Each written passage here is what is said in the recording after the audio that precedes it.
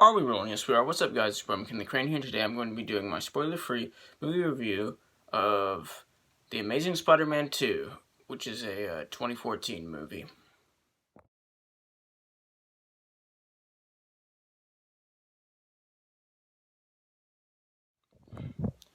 So before we get started, I would just like to say that I have seen every single one of the theatrically released Spider-Man movies that have been released so far. And some are better than others. Anyway,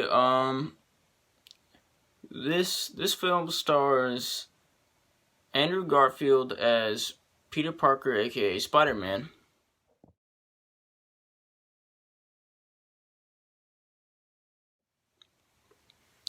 And in this movie, there are three villains.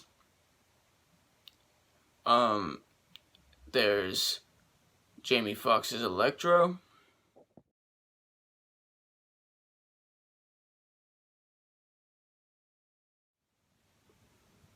There's the Green Goblin, aka Harry Osborn.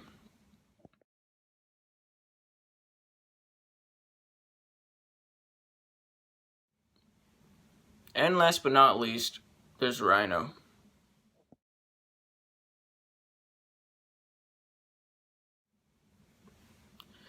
Now let me just say that Rhino's only in like 1 minute of the movie, so I don't even know if he really counts as a villain. But we're just gonna put him here anyway. Let me just say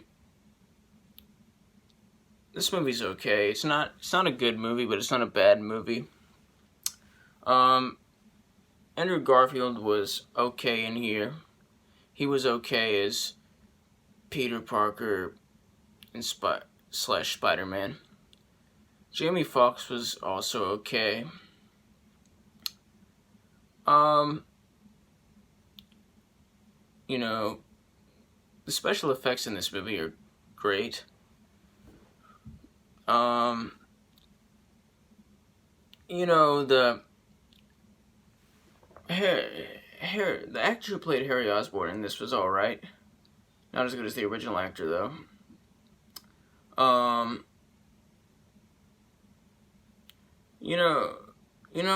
are a few good things about this movie, but the rest of it's just like okay stuff. Like, a lot of the character chemistry is good.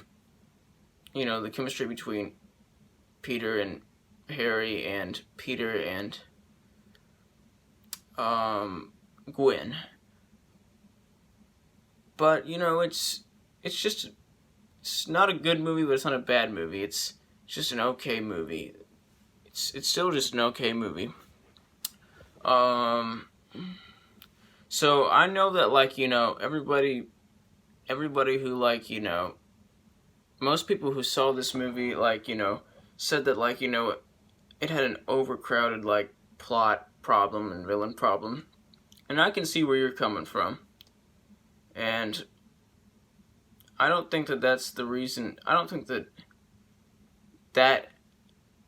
that has anything to do with anything.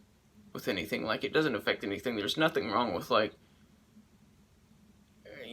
having a lot of villains or a lot of plot lines if you do it the right way. The way this movie does it is okay. It's just okay. I mean, we've got a side story about Peter Parker trying to figure out what his dad's connection to Oscorp was. We've got Peter Parker trying to maintain his friendship with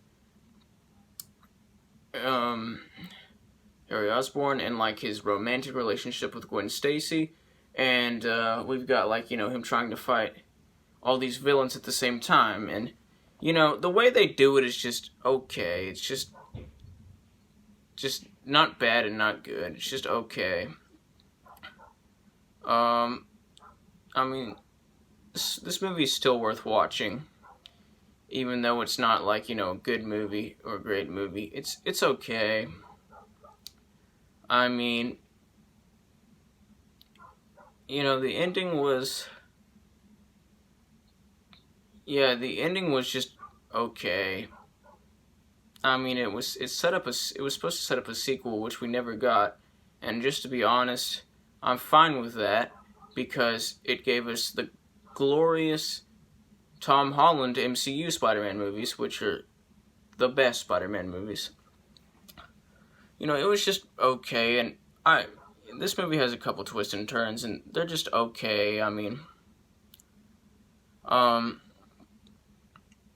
just everything in this movie is just okay, except for a few things. A few things are good, but this is just mostly just okay, just an alright, just a decent movie. You know, some of the performances can be good, and then like other performances are just okay. Like at certain times, certain characters can give like really good performances, but then like just go back to just giving okay performances, if you know what I mean. This is just an okay movie, which is why I'm gonna give it a 75% out of 100%, which is the equivalent of a C. By the way, this is a fresh review, just in case I ever become a Tomato Meter approved critic. To me, C- and above is fresh, which means 70% and above is fresh. Anyway, tell me down below in the comments what you thought of this movie. Did you like it? Did you love it? Did you hate it? Did you mildly dislike it? Did you think it was okay? What did you think? Tell me down below in the comments. Like, subscribe, join the notification squad. I will return.